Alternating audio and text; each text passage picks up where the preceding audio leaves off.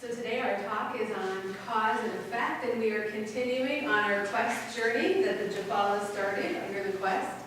But it is also the Lenten season that has begun, and we are also on a journey this Lenten season for preparing for the resurrection of the Christ. So last week we talked about how we are all connected. We talked about oneness with God and with each other. And we shared stories and we commemorated about how we're all connected. And we're reminded of that connection. Last week, Walt also read that we are more than our brother's keeper. We are also our brother. And I believe that we are all connected at a soul level. Even though it appears that we are separate beings in the universe, we are really only separate from one another in our minds. When we dive into a process of exploration and exploring, and on this year-long spiritual quest such as we are, we're searching for deeper understandings. Things that may come up, we may resist or embrace. Things may bring us confusion, or they may bring us clarity. And because each one of us is on our own spiritual quest and our own journey, we may come across times where some things bring confusion to our lives and some things bring better clarity, and it's all okay. When we stay in the process of inquiry, it's important to keep an open mind. And in the end, take the best and leave the rest, right? Use in your life what applies to you and what spiritually feeds you and takes you to another level. The hills and the valleys that we experience, you are meant to have. And we, as a community, support you on this journey as we move forward this year. So today, we are going to dive deeper into divine law. And the law of cause and effect is what the Jafalas refer to as the law which is reliable and unbreakable. And they tell us that understanding how it works is the key to our success and our happiness. A friend of mine had the letters WGACA in calligraphy over her kitchen sink. I asked her what it meant. And she told me the letter stood for an acronym. What goes around comes around. Another way of stating the law of cause and effect. The Bible verse found in Matthew chapter 7, verses 1 and 2 makes the point rather clearly. Judge not, lest you be judged. For with the judgment you pronounce, you will be judged. And the measure you give will be the measure you get. I love this verse because it illustrates the idea, the law of cause and effect. That is what we are guaranteed. We will reap what we sow, just not necessarily where we sow. The law of cause and effect is reliable. We cannot always predict how or where the seeds we plant will bloom. In the late 1800s, an important member of the British Parliament was hurrying in rain and fog for a speech that he had to prepare. So he was on his way through the British countryside, or the Scottish countryside, to deliver this crucial speech. Many miles from his destination, the carriage was forced off the road into mud. Axles were knee-deep in mud and not able to get the carriage out. Try as they might, the horse and the driver could not move the carriage. So important was this speech that the aristocratic Englishman in his formal attire got out to give a hand. Very unusual in that day, right? But it was no use. The carriage would not budge. A young Scottish farm boy happened to be driving a team of horses in the area, and he stopped to help the distraught men. He volunteered to help pull the carriage loose from the mud, and after considerable amount of effort, the carriage was finally pulled free. When the boy refused to take any money for his help or to replace his clothing that was now dirty and torn, the Englishman asked him, "Son, what do you want to be when you grow up?" "A doctor, sir. I would like to become a doctor," was the reply. The gentleman was so impressed with the young farm boy and so grateful for his unselfish kindness in working in the mud that he said, "I want to help you." Sure enough, he kept his word. Through his generosity, the young man was able to attend the university, and this Englishman, this aristocrat, founded him going to school. Here's where it gets interesting. More than 50 years later, Winston Churchill became dangerously ill with pneumonia while he was in Morocco. His life was saved by a new wonder drug called penicillin. It had been discovered just a few years earlier by a Scottish-born physician named Sir Alexander Fleming. Have you guessed the ending yet? Sir Alexander Fleming was the farm boy who helped the Member of Parliament on that dark rainy night in Scotland more than 50 years earlier. Do you have goosebumps? I do. And can you guess who the Member of Parliament was? It was none other than Winston Churchill's own father, Randolph Churchill. Could the young farm boy have ever dreamed that if he stopped that night, pulling that carriage out of the mud would guarantee him a ride to the university?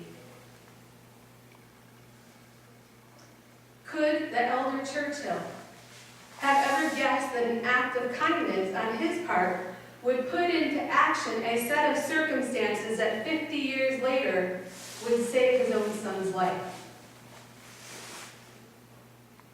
Some effects don't take 50 years to appear. Some are immediate. If you touch a hot stove, you will get burned.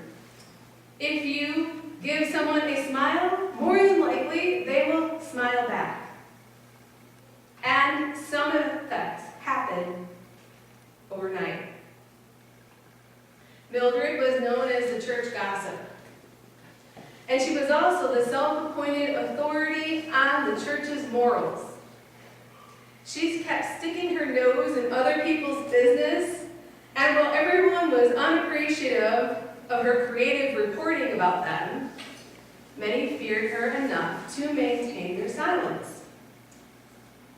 She made a mistake, however, when she accused George, a new member, of being an alcoholic after she saw his pickup truck parked in front of the town's only bar. She made it clear to George and anyone who would listen that anyone seeing his truck there all day would know exactly what he was doing. George was a man of few words, and he didn't explain to anyone that he was a plumber, and he had actually been working at the bar all day. He did not deny, defend, or excuse his actions. Instead, he said nothing and simply walked away. Later that evening, George quietly parked his pickup truck in front of Mildred's house and left it there all night. I thought you'd appreciate that, right? Love, cause, and effect. Some effects take a little longer than overnight, right? I planted a lilac bush outside one of my windows so I could smell it when it started to bloom, but it took 4 or 5 years before I had enough blooms or blossoms to come into the house and I could smell the fragrance. If you plant an oak tree this spring, it is going to be many years before you can sit under its shady branches, right? Whether it takes 5 minutes or 5 decades, the law of cause and effect never fails. The effects will manifest themselves eventually. In any given moment, we may be reaping the effects of something from years past. Like the singer who becomes an overnight success after playing in clubs for years, sometimes decades, diligently practicing their craft, waiting to be discovered. All it takes is that one person to discover it. When I made the decision to go to Unity Village, some of you know this, I sold my house and my RV the same day. There was no going back. There was no backup plan. Don't we like to have a backup plan in life, right? Ever have something like that happen? The universe is conspiring to give you what you asked for. Our responsibility is to embrace that because it's always conspiring to take us to the next level, our highest good. And sometimes that means there's not a backup plan. In the book of Isaiah 14:24, we read, "The Lord of hosts hath sworn, saying, Surely as I have thought, so shall it come to pass. And as I have proposed, so shall it stand." What we are hearing is that at any given moment, motions are set into effect. They're in the works. Something is going to happen, which will be reaped by us in the future. The really good news is that every single moment is the opportunity to change a present thought or action. And therefore, that enables us to change our future. Unity's message is a message of hope. If our actions of the past have been the cause of an effect that doesn't make us happy and it's not something we like, we can put into action a new range of motion, a new avenue. We know that those thoughts and actions that we put our feelings into, our emotions into, our attentions and intentions into will bear fruit. Sometimes we just want it tomorrow, right? It may not happen for a little bit. And some of you have been around Unity long enough to hear the phrase, "Thoughts held in mind produce after their kind." How many of you have heard this phrase? That's right, yes. So those consistent thoughts that we hold in our minds, well, the universe is listening. And it wants to run in and give us whatever we are desiring. Every thought is a prayer. And I believe that every prayer is answered. Our steadily held thoughts and words create our reality. Sometimes this law is called the law of balance. As you give, so you get. Scientists put it more analytically and they say, every action causes an equal and opposite reaction. Does anybody else have that memorized from science class? We see evidence everywhere of how this law governs the universe and how it is absolutely reliable and unbreakable. It is truth, it is law. Cause and effect, it is. And we know it works. We see a sunrise every day, and we see a sunset every night. The tide ebbs and the tide flows. It just is.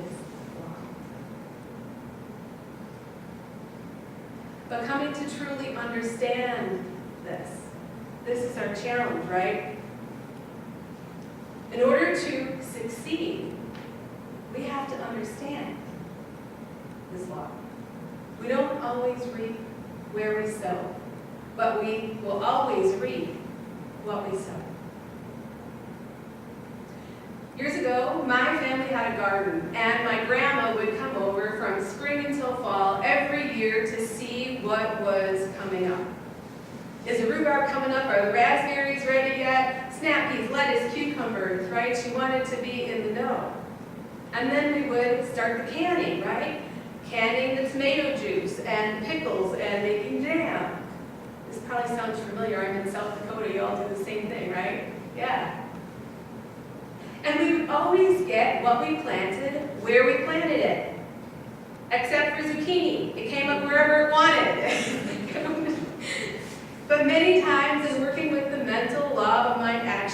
facts may not always manifest where they are sown. But rest assured it will happen. What we put out there will eventually return to us in one way or another. If we are dissatisfied with any part of our lives, we know that it is the effect of a cause that was put into motion earlier. And at any time we can change that and begin anew. Think a new thought, create a new life. If that's the one thing you remember from today, that's it. Think a new thought, create a new life. Right? It's both that simple and that challenging, right? Because that makes us think about what we're thinking all the time. In Romans 12:2, it says, "Be ye transformed by the renewal of your mind." It is never too late to change our thinking and change our lives. No more victimhood. No more woe is me. This puts the pressure on us. Change your thinking, change your mind, change your life. Not woe is me, no victimhood. It's accepting and embracing something new and changing. And we have the power at any moment to do that, to make that change and to do things differently.